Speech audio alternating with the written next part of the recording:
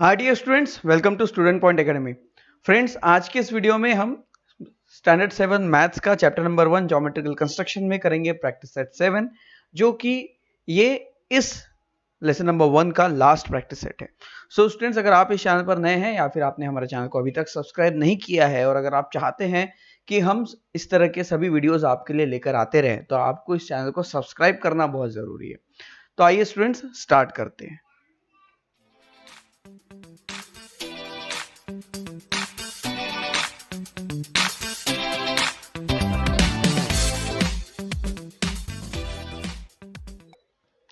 So students, look at the screen. यहां पर देखिए प्रैक्टिस सेट 7 है और प्रैक्टिस सेट 7 जो है ये टोटली बेस्ड है एंगल्स पर।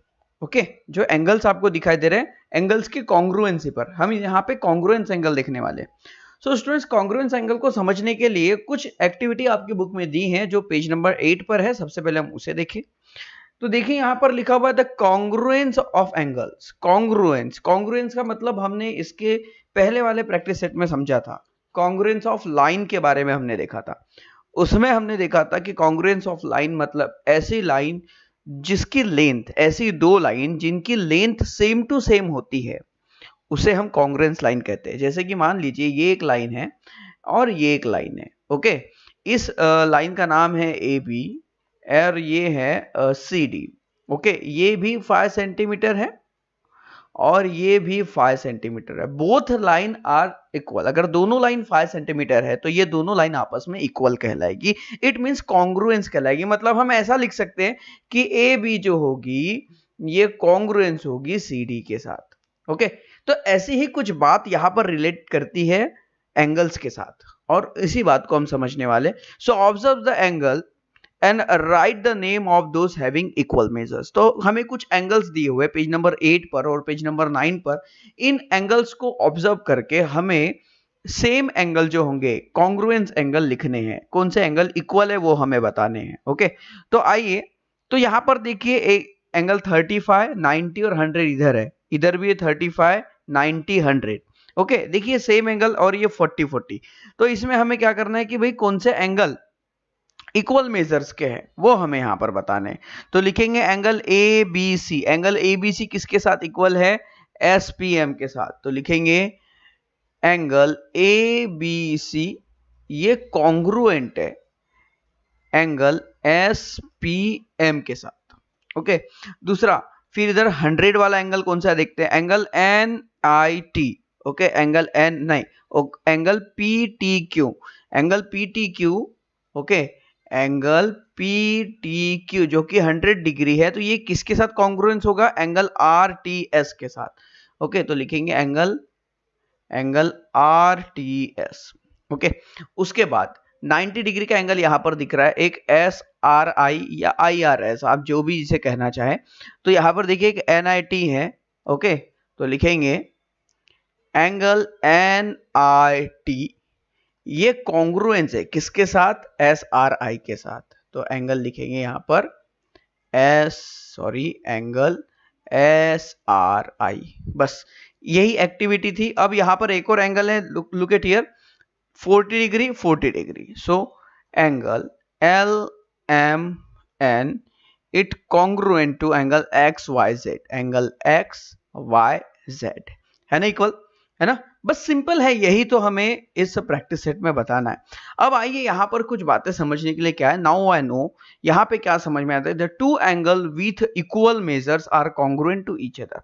तो जो दो एंगल होंगे वो एक दूसरे, अगर उनका मेजर्स इक्वल है तो वो एक दूसरे के लिए कॉन्ग्रुएंट होते हैं। कैसे? यहां पर देखिए, एक जैसे कि ऊपर डायग्राम में देखते हैं, लुक हियर। यहां पर एंगल एल एम एन और एक्स वाई जेड को हमने क्या लिखा? हमने लिखा एंगल एल एम एन ये कॉन्ग्रुएंट था एंगल एक्स वाई जेड के साथ। हमने पहले ऐसा लिखा। आप चाहे तो इसे ऐसा भी लिख सकते हैं, angle X Y Z congruent to angle L M N. समझ में आया? अगर ये एंगल इसके इक्वल है तो ये वाला एंगल इसके इक्वल होगा। तो ये दोनों वाइस वर्सा। ओके, दोनों एक ही बात है। तो हम इसे ऐसा भी लिख सकते हैं और वैसा भी लिख सकते हैं। बस यही आपको बताना था। Okay, so let's discuss. आइए कुछ डिस्कस करते।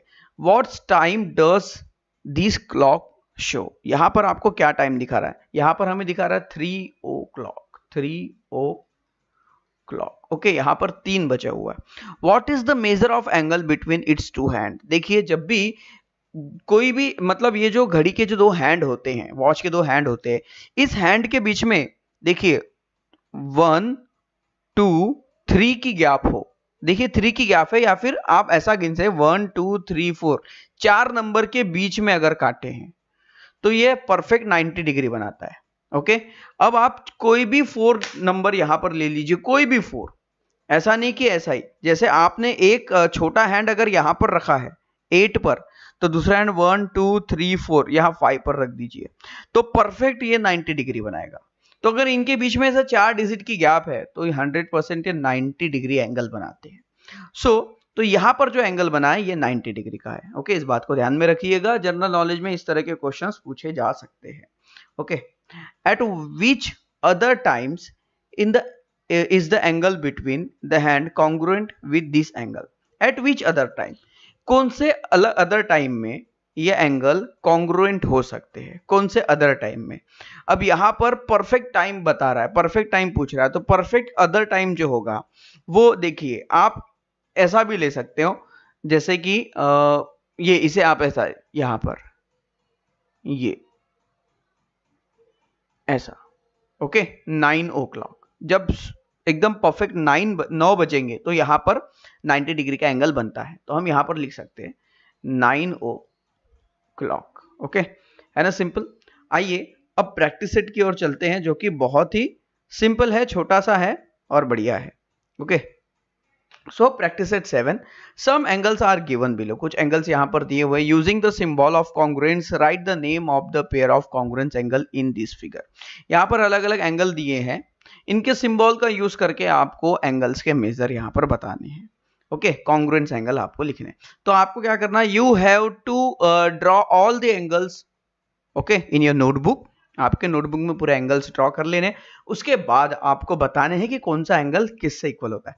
तो यहां पर देखिए, सबसे पहले देखिए यहां पर एक 30 डिग्री का एंगल हमें दिखाई दे रहा है, look here it's a 30 degree angle, तो और यहां पर भी 30 डिग्री एंगल है, तो हम क्या कर सकते हैं, लिखेंगे एंगल DOC या COD, angle COD is congruent to angle LMN, angle LMN। Okay, ये हो गया। ओके, 30-30 वाला हो गया। यहां पर देखिए 45 है, हमें 45 यहां दिख रहा है, तो एंगल AOB, एंगल AOB ये कॉन्ग्रुएंट होगा किसके साथ, एंगल RST के साथ, तो लिखेंगे एंगल RST। ओके, उसके बाद फिर यहां पर देखिए 90 डिग्री दिख रहा है, तो ऑब्वियसली ये जो एंगल दिख रहा है ये भी 90 डिग्री का है। अब ये कैसे पता चलेगा कि ये 90 डिग्री का, आप ये कैसे मानेंगे कि ये 90 डिग्री है, क्यों है। अब यहां पर देखिए स्टूडेंट्स, लुक हियर, जरा ध्यान से समझना इस बात को, ये जो एंगल है ये 90 डिग्री का है। ओके, अब यहां पर देखिए डायग्राम में क्या किया गया है, एंगल बाइसेक्टर निकाला गया, एक आर्क यहां लगाई गई, एक आर्क यहां लगाई गई, और उसके बाद एंगल को बाइसेक्ट किया गया। एंगल को बाइसेक्ट करने के बाद हमें पता है कि ये जो एंगल है, एंगल ये वाला जो है ये 45 का है, तो ये वाला एंगल भी 45 डिग्री का होगा, क्योंकि ये एंगल बाइसेक्ट दिखा रही है। ओके, तो ये वाला एंगल अगर 45 तो ये वाला एंगल भी 45 होगा। ओके, तो अगर ये दोनों 45 तो ऑब्वियसली ये 90 डिग्री है।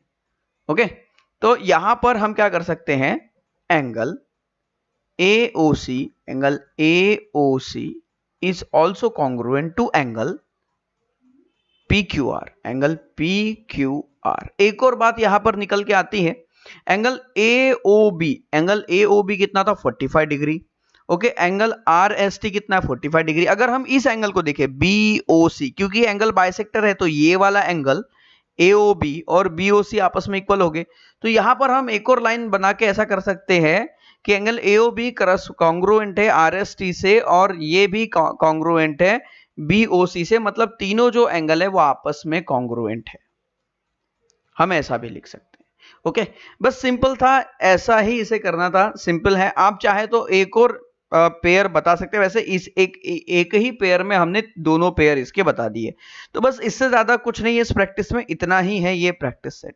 ओके, सो स्टूडेंट्स इस लेसन को खत्म करने से पहले और कुछ चीजें यहां पर आपको दी गई है, एक्सरसाइज तो नहीं है पर यहां पर इंफॉर्मेशन है कॉन्ग्रुएंस ऑफ सर्कल के बारे में। तो सर्कल की कॉन्ग्रुएंसी को देख लेते हैं, सर्कल में क्या कॉन्ग्रुएंस होता है। देखिए सर्कल में कॉन्ग्रुएंस होता है उसकी रेडियस, अगर रेडियस समान है तो सर्कल डेफिनेटली परफेक्ट होगा। जैसे मान लीजिए अगर ये 1 सेंटीमीटर की इसकी रेडियस है और इसकी 1 सेंटीमीटर की रेडियस है, तो ये वाला जो सर्कल है इस वाले सर्कल के साथ परफेक्टली कॉन्ग्रुएंट है। ओके, समझ में आ रहा है। और ये जो है जैसे ये 2 सेंटीमीटर है, ये 1 सेंटीमीटर, तो ये दोनों कॉन्ग्रुएंट सर्कल नहीं है। ओके, अब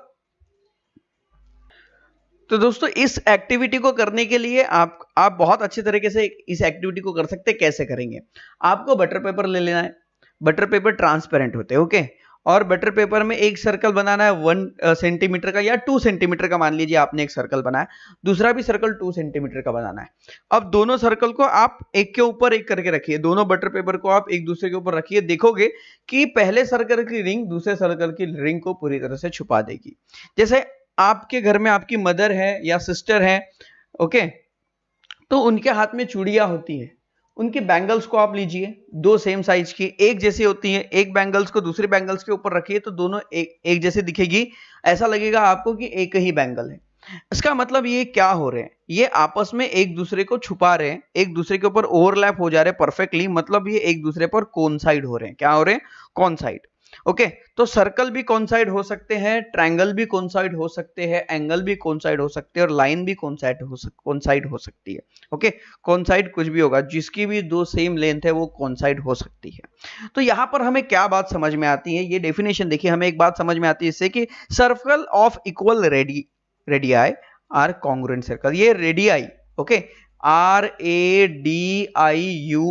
ये है सिंगुलर फॉर्म, ओके, एक वचन, और रेडियाई है बहुवचन। जब बहुत सारी रेडियस होती है तो उसे हम रेडियाई कहते हैं, तो एक से ज्यादा रेडियस को रेडियाई कहते हैं। The circle of equal radii, मतलब ऐसे सर्कल्स, ऐसे 2 सर्कल्स या फिर हजारों सर्कल्स, कितने भी सर्कल्स होंगे जिनकी रेडियाई सेम है तो वो कॉन्ग्रुएंट कहलाएंगे। तो कॉन्ग्रुएंट सर्कल कौन से होते हैं, जिनकी रेडियस सेम होती है। So students, I hope that कि आज का जो ये प्रैक्टिस सेट 7 है आपको जरूर अच्छे से समझ गया होगा, और इससे रिलेटेड जितने भी इंफॉर्मेशन हमें दी थी सर्कल की, एंगल्स की, वो भी आपको पूरी क्लियर हो चुकी होंगी। सो स्टूडेंट्स, आपको ये वीडियो कैसा लगा कमेंट बॉक्स में जरूर लिखें। बच्चों, अगर वीडियो अच्छा लगा है तो वीडियो को लाइक जरूर कर दीजिए, चैनल को सब्सक्राइब नहीं किया है तो सब्सक्राइब जरूर कर दीजिए, क्योंकि हम ऐसे ही वीडियो आपके लिए लेकर आते रहेंगे। सो स्टूडेंट्स, मिलते हैं अगली वीडियो में जिसमें हम करेंगे लेसन नंबर 2 प्रैक्टिस सेट 8। तब तक के लिए चलो मिलते हैं, बाय बाय।